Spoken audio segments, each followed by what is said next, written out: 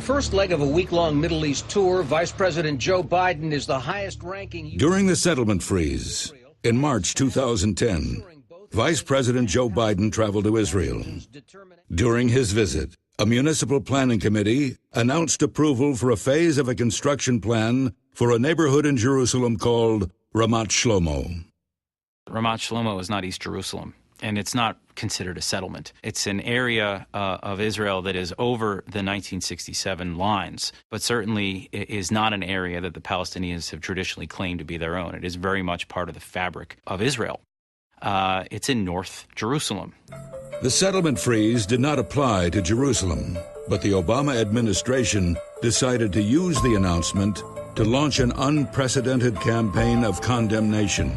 The announcement of the settlements the very day that the vice president was there was insulting. It was insulting, but it was an insult to the United States. This was an affront. It was an insult, not the right way to behave. That was expressed by the Secretary of State as well as the Vice President. More now on that White House meeting late yesterday between President Obama and Israeli Prime Minister Benjamin Netanyahu. It was the harshest period of condemnation in the history of U.S.-Israel relations. What happened there was an affront. It was an insult. Very destructive. This announcement was not a violation of the freeze. The Obama administration was really very aggressively seizing an opportunity to show the Palestinians and to show the larger world, the larger Arab world, that it could be very tough, could be ferociously tough on the Israelis. The Obama administration was unrelenting. Secretary of State Hillary Clinton berated Netanyahu on a 45-minute phone call. The United States considered the announcement a deeply negative signal about Israel's approach to the bilateral relationship and counter to the spirit of the vice president's trip, and to reinforce that this action had undermined trust and confidence. And she made clear that the Israeli government needed to demonstrate not just through words, but through specific actions, that they are committed to this relationship. There's this public shaming. There's this beating the dog in public to show everyone else that you have control over the dog. Well, this is a very bad idea. When the White House calls out Israel and starts beating on it in public, I think that people are astonished. Our regional allies are quite surprised by this, and they don't understand this behavior. This is not the way you treat an ally. The Palestinians now have not even accepted, before the Biden incident, did not even accept direct negotiations with Israel. That's why we're having proximity talks. They have not made a gesture or concession of a step, and the Secretary of State says Israel has to show its seriousness about peace. Now that is an insult.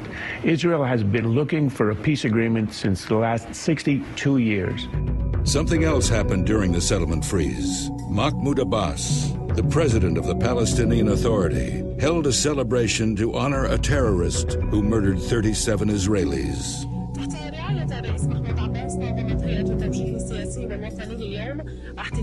The Obama administration said nothing. No protest was lodged. No criticism was made. The message was clear. Obama would let the Palestinians get away with almost anything. Netanyahu came to Washington with the hope of putting the controversy to rest. Obama was not in a conciliatory mood. When Netanyahu and his advisors arrived at the White House, they were shown in through a side door. There was no traditional photo op or joint press statement. Despite the meeting lasting through dinner, Obama declined to eat with the Israelis.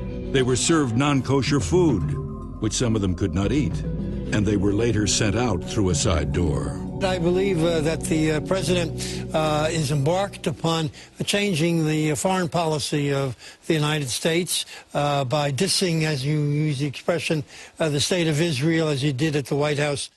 Congress was increasingly alarmed. 76 senators, half of them Democrats, sending Secretary of State Hillary Clinton a letter urging her to end what they see as the administration's very negative stance toward Israel. Obama continued his attacks. An administration official leaked to the press that Obama might impose a peace plan on Israel. He hosted a summit in Washington that Netanyahu was supposed to attend. When Egypt and Turkey revealed that they would condemn Israel there, Obama said nothing. forcing Netanyahu to cancel. That the Prime Minister of Israel feels he cannot come to a nuclear security summit because he'd be humiliated again by the American president is really a sad, sad state of affairs. Shortly after, Obama hosted Mahmoud Abbas at the White House, who continued his refusal to negotiate. Obama used the meeting to announce a $70 million increase in U.S. aid to the Palestinians.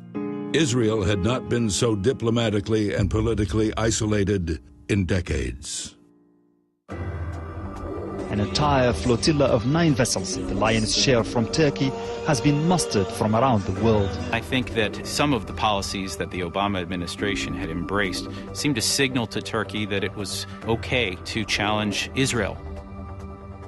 What the Turks learned from the administration's public flogging of the Netanyahu government is that this is okay for the Turks to do it as well. In May, Turkey put the White House's relationship with Israel to the test. A flotilla of 6 Turkish ships sailed toward the Gaza Strip in an attempt to break Israel's arms blockade of Hamas. One of the ships contained members of a terrorist organization supported by the Turkish government. They had plotted an ambush. الآن نحن إما إحدى الحسنيين إما الشهادة وإما الوصول إلى غزة.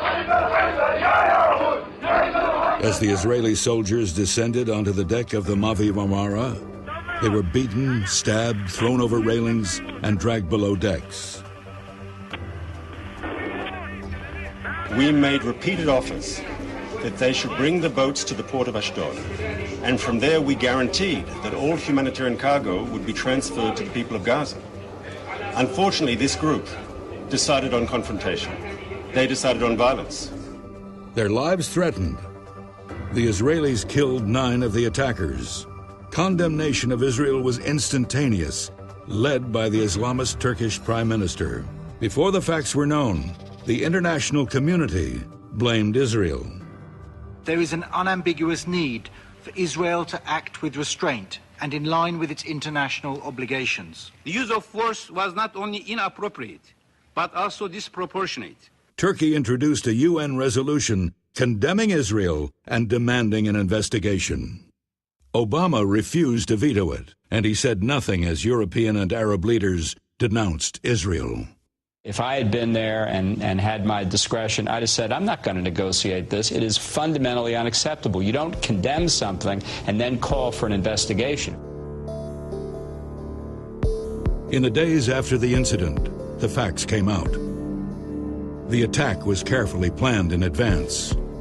The soldiers acted in self-defense. But Obama would not defend Israel. Turkish leaders demanded that Israel apologize for killing the terrorists and end the blockade on Hamas. They escalated their threats against Israel. Obama pressured Israel to apologize. He never called on Turkey to stop its threats. Obama calls the Turkish Prime Minister one of his 5 closest friends among world leaders and his closest friend in the Middle East. It was amazing to watch the timid approach of this administration in the wake of this crisis. If in fact the relationship between Erdogan and Obama is as close as it is, why was it that the President of the United States, the President of the most powerful country in the world, could not bring the Turkish leader to heel? Why was it that he could not rein him in and prevent him from engaging in some very dangerous activities? The Obama administration continued blaming Israel, only encouraging Turkey's attacks. Defense Secretary Leon Panetta is warning Israel is becoming increasingly isolated in the Middle East, and he says Israeli leaders must restart negotiations with Palestinians and work to restore good relations with Egypt and Turkey. Robert Gates lashed out at Prime Minister Benjamin Netanyahu, calling him an ungrateful ally, and said he was responsible for diplomatically isolating Israel and harming American interests. The administration has sought to put the onus on Jerusalem here, rather than trying to rein in Ankara and trying to rein in Cairo and trying to discipline them, which is very, very important and will become more important in the coming years as well as Islamists are more influential in the region. Each time Obama has rebuked Israel, Turkey has repeated the charges.